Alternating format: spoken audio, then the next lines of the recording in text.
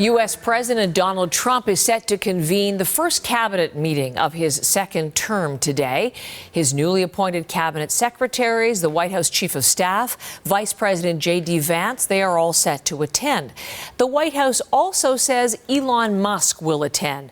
The billionaire, overseer of the Department of Government Efficiency, has worked aggressively in the past month to slash government spending across a range of departments. That's a key objective for Trump and his administration. Musk is considered a special government employee. He has a government email address, he has an office on the White House grounds, but he's not been elected, he's not been confirmed by the Senate, he's not paid for his work. His inclusion in the cabinet meeting comes amid mass confusion over one of his recent directives, instructing millions of federal employees to justify their jobs in an email or risk losing those jobs. Several Trump-appointed agency heads have told their employees not to respond.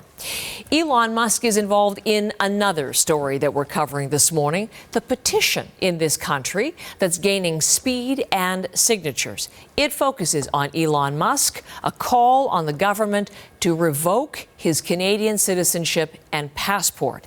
Elon Musk's mother was born in Regina. He attended Queen's University in Kingston, Ontario, but through his mother, he has this Canadian citizenship.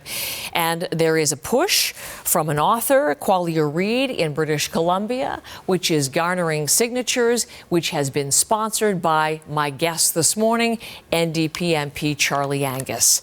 We have him for just a few minutes before he heads to Ottawa today. He's in Cobalt, Ontario. Mr. Angus, welcome back to our program.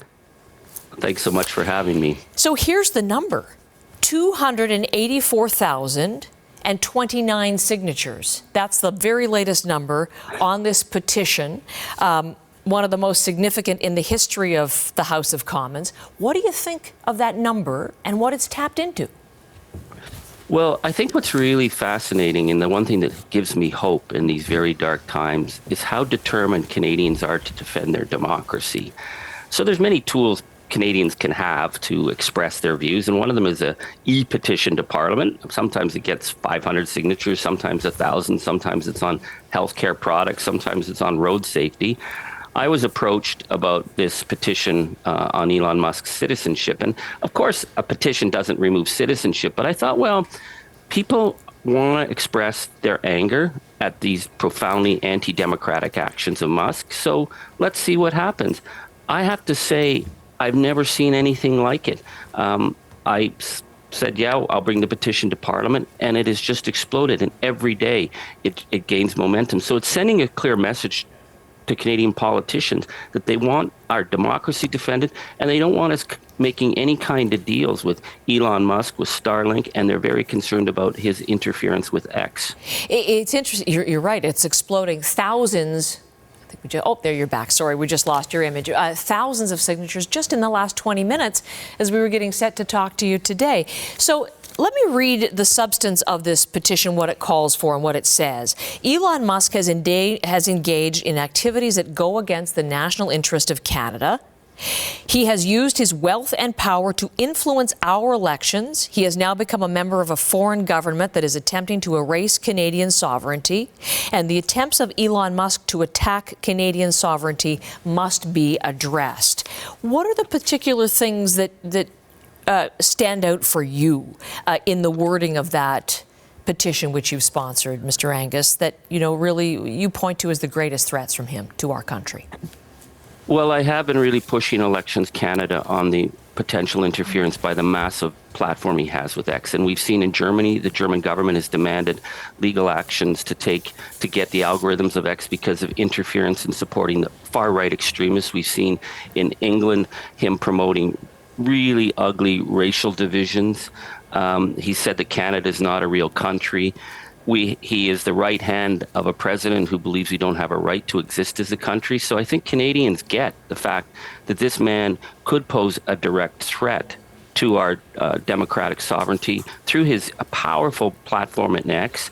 And I think the other thing that's really, really horrific is that he used the Starlink platform that he has to threaten the people of Ukraine. So this man, he has nothing to do with Canadian values. In fact, he's the enemy of Canadian values.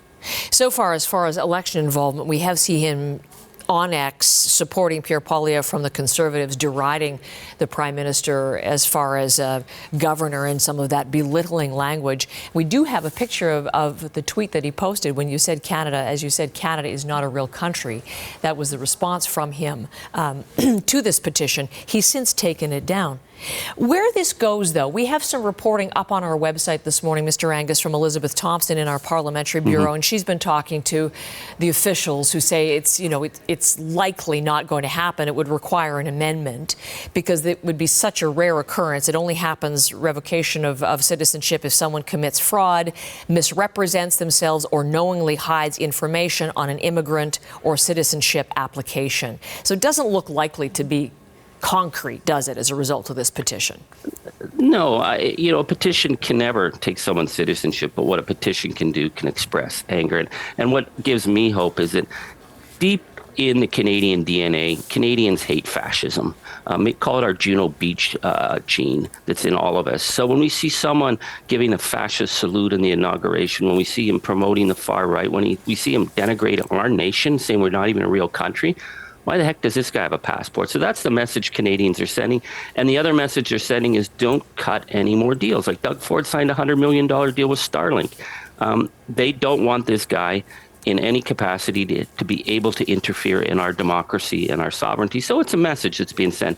And I think by tomorrow, this probably will become the largest petition in Canadian history, which gives me a lot of hope. You know, when you say it sends a message to Parliament and to Canada's government, but I'm wondering if you think it might be sending a message to the United States at all. I noted this was picked up in the New York Times, getting a lot of play there, and that was just when it was 230,000. It's already skyrocketing from there. Could this have any potential U.S. impact, do you think? I absolutely believe Canada is in the lead in resisting the tyranny that's coming out of Washington. We see in the UK, there's been reports on the petition. People are justifiably angry in the United States about the trashing of their democracy by a man who's from South Africa. And so I'm seeing a lot of pickup about a call for similar action in the United States. Again, symbolic, but we are in really dangerous and threatening times, and I think ordinary people want to have their voices heard. And I'm getting a lot of support across the border from our cousins in the United States who are terrified about what's happening with the regime that moved in from Mar-a-Lago. Listen, thank you so much for the time. You have to get going to get to Ottawa, I know, but thank you for now. Again, 284 and 29 will be following and perhaps after this conversation, those signature numbers will increase again. But we'll follow that. And thanks for the time, as always, Charlie Angus. Thank you so much. Okay, you're watching CBC Morning Live.